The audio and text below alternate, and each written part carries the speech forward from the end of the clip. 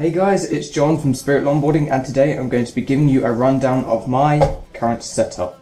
I've been using this setup for about a year now, and whilst the different parts of it are meant for certain disciplines, the entire board altogether actually works really well in all disciplines, apart from downhill and dancing. The reason for that is the standing platform really isn't long enough for either of these disciplines, with the standing platform being just less than 26 inches, which really isn't enough for those sorts of disciplines. The deck I use is the Churchill Kray, which is 38 inches long, 9 inches at its widest, going to about 7.5 inches in the middle. It is drop through, and it has a 5/8 of an inch concave. Also at either end it has these kicktails, which are extremely useful for freeriding, freestyle tricks, or just cruising around. As you can see here, it has a fairly deep concave for a board of this type. It's not as deep as some downhill boards, but it definitely gives you a really good locked-in feel when you're going into slides or doing other tricks. This deck is advertised at 9 ply, but if you actually count the plies of wood here, I can only count 8. So the deck I got was 8 ply. I can't really see any difference in the quality or anything though. The board has stood up really well. You can see on these corners there's been a bit of damage, and at the kicks there's been a bit of scraping going on. But as this board comes blank without any graphics, it's really great. You can paint it, put stickers on it whenever you like. I've put a painted graphic on here and some stickers, and you can see this board's been bashed around a bit. You can see especially at this end with all the scratches in the wood and on the top there. The bit I was really worried about with this deck is the corners, such as these bits, but these have held up really well, and I think the durability of this deck is great. I've been riding it for about a year, and it's held up really well. So yeah, this is a really good deck. Next up are the trucks. Now I am using Caliber 2 44s on this deck.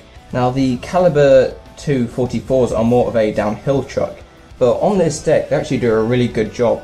I'm not using any aftermarket bushings. The bushings I'm using are the 89A Blood Oranges that come with the trucks. And yeah, they're really good. They are very, very steady trucks. I think they're probably the sturdiest non-precision trucks you can buy. And for their price, which in the UK is £50, that's including shipping and handling and all of those costs, they are really, really good value for money. Mine have got a couple of scratches on here off curbs and stuff, but still they held up really well. They're very durable trucks. The bushings are very good. When you get them, they come pre-lubed with white lithium grease, which is fantastic. But even like now, that grease has sort of evaporated away. These trucks are still really great. They perform really well. Turning very smooth. The bushings hold up really well during slides, and I have no complaints with these trucks. They are fantastic. Okay, next up are the wheels. Now I am using the 65mm 78A Volt cue balls. Now these are dedicated slide wheels. They're really great freeride wheels as well. They have quite a thin contact patch. As you can see, they are side set and have both edges rounded off, so these are great for sliding. I've been using them for about a year, and they are fairly durable. I mean, on a steep hill, I doubt these wheels would last very long, but as I've been using them for cruising, a bit of free ride, a little bit of downhill here and there, they've held up really well. As I say, I've been using them for about a year. They're really great, and for £20 in the UK, they're really great value for money if you want a good, cheap slide wheel or a good all-round wheel for your board.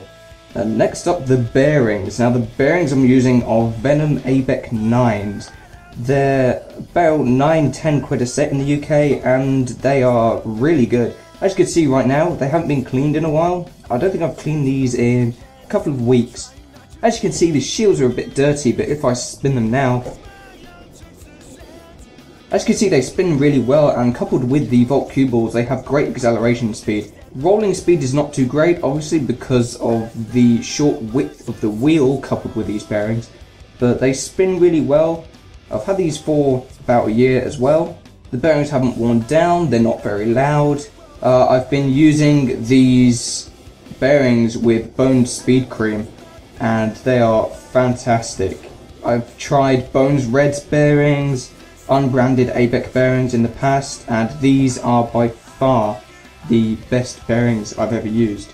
So yeah, fantastic bearings. So yeah, that is my current setup. Thank you very much for watching. If you've got any questions or comments, leave them down below. Be sure to like the video and subscribe if you want more content, and be sure to like our Facebook for daily longboarding quotes as well as other updates from the local scene and around the world. Thank you very much for watching, guys, and we'll see you next time.